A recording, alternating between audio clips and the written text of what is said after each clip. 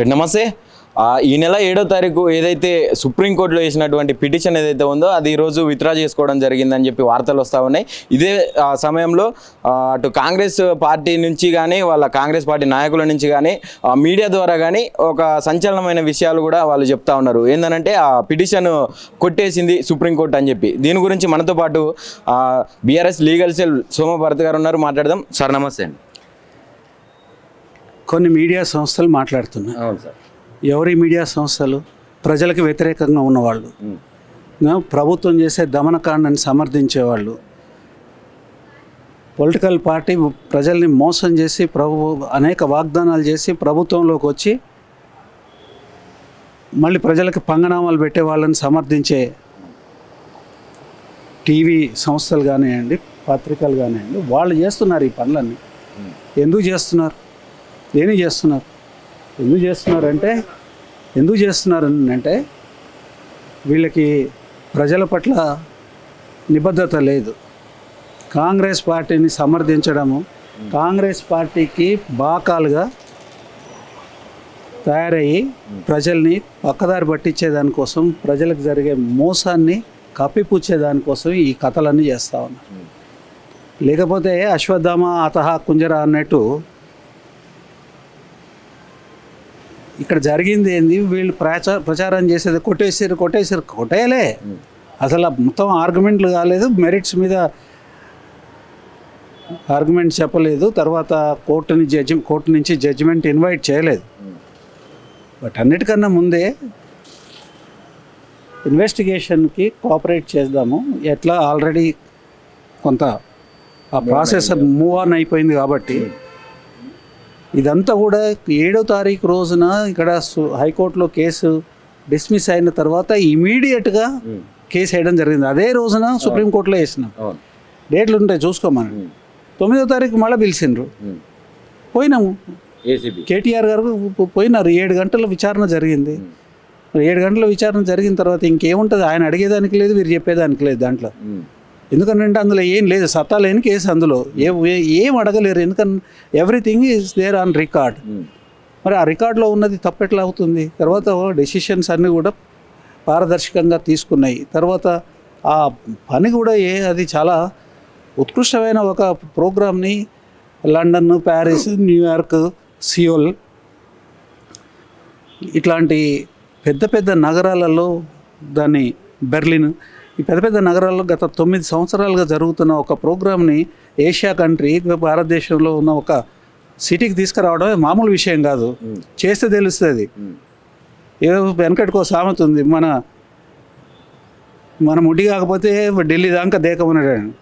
అట్లా తయారైపోయింది ఇలా కాంగ్రెస్ ప్రభుత్వం.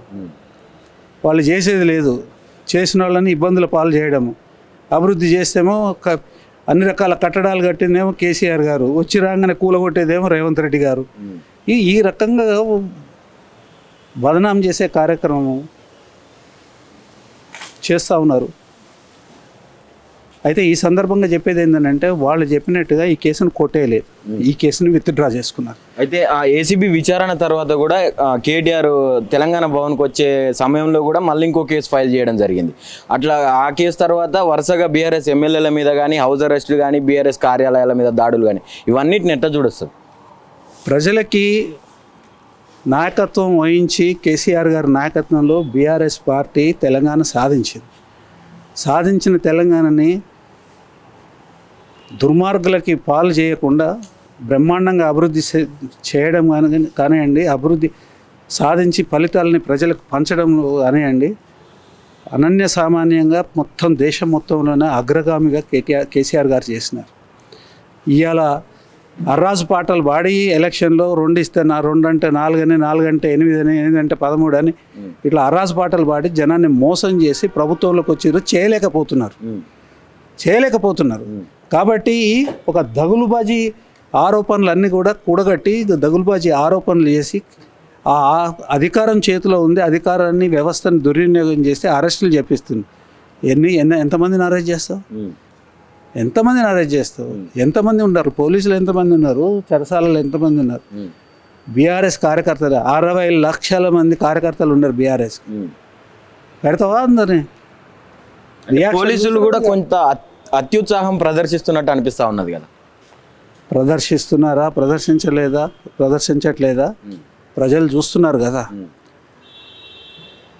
అరెస్ట్ చేయాల్సిన అవసరం లేని కేసులలో అరెస్టులు చేసి అర్ధరాత్రులు బజార్లలో గుంజుకొని పోయి అర్ధరాత్రులు పోలీస్ స్టేషన్లకు తీసుకుపోయి రాత్రంతా పోలీస్ స్టేషన్లో ఉంచి మిడిల్ ఆఫ్ ద నైట్ మ్యాజిస్ట్రేట్లని లేపి వాళ్ళని డిస్టర్బ్ చేసి ఆడ పోతే ఏమవుతుంది, ఈ రిమాండ్ రిపోర్ట్లు అన్నింటిని రిజెక్ట్ చేస్తూ ఉన్నారు. బెయిల్ ఇవ్వాల్సిన కేసులో రిమాండ్ రిపోర్ట్ ఎందుకు మీరు చేస్తున్నారని ఇవాళ ప్రశ్నిస్తున్న సందర్భం ఇది. ప్రజలందరూ చూస్తున్నారు కదా, ఈ ఇల్లీగల్ యాక్టివిటీ అంతా కూడా ప్రజలందరూ చూస్తున్నారు. దీనికి వాస్తవంగా వ్యవస్థలు ఏవైతే ఉన్నాయో రాజ్యాంగబద్ధంగా నడవాల్సిన వ్యవస్థలు రాజ్యాంగబద్ధంగా నడవకుండా, చట్టబద్ధంగా నడవాల్సిన వ్యవస్థలు చట్టబద్ధంగా నడవకుండా ఉండడం అనేది ఇది వ్యవస్థకి చేటు. మీరు ఒక పార్టీకి సమర్థించదలుచుకుంటే మీరు మీ ప్రైవేట్ కెపాసిటీలు సమర్థించుకోండి, కానీ అధికారాన్ని ఉపయోగించుకొని ఒక పార్టీకి అండదండలుగా ఉంటే అది కరెక్ట్ కాదు. ఫైనల్ గా రేపు జరగబోయేటటువంటి ఈడీ విచారణ ఎలా ఉండబోతుంది అంటే అడ్వకేట్స్ వారితో పాటు వెళ్ళే అవకాశం ఏమన్నా ఉందా, లేకుంటే ఈడీ కూడా అడ్వకేట్స్ ని అలో చేయకపోవడం కానీ ఇలాంటి? ఇప్పుడు అది ప్రిమెచ్యూర్ అని మాట్లాడము. మామూలుగా అయితే అడ్వకేట్ని అలో చేస్తారని మేము అనుకుంటున్నాము. అంటే ఆల్రెడీ ఒకసారి జరిగింది కదా. జరిగింది, వాళ్ళు కూడా చూస్తూనే ఉన్నారు కదండి. తర్వాత వాళ్ళు ఇంత మునుపు కవిత గారి కేసులో కవిత గారికి నేనే అసిస్టెంట్గా, నేనే మన అడ్వకేట్ అసిస్టెంట్గా నేనే వెళ్ళినాను లీగల్ అసిస్టెన్స్ ఇవ్వడం కోసము. అలో చేసినారు, ఢిల్లీలో అలో చేసినారు. ఇక్కడ ఇంకొక వేరే కేసులో కూడా దాదాపుగా ఒక 70-80 మందిని విచారణ చేస్తున్నారు. వాళ్ళందరికీ అడ్వకేట్లని అలో చేసినారు. చేయరని ఎందుకు అనుకోవాలని నేను అనుకోవట్లేదు, చేస్తారని అనుకుంటున్నాను. మాకు ఆశాభావం ఉన్నది మాకు. Thank you.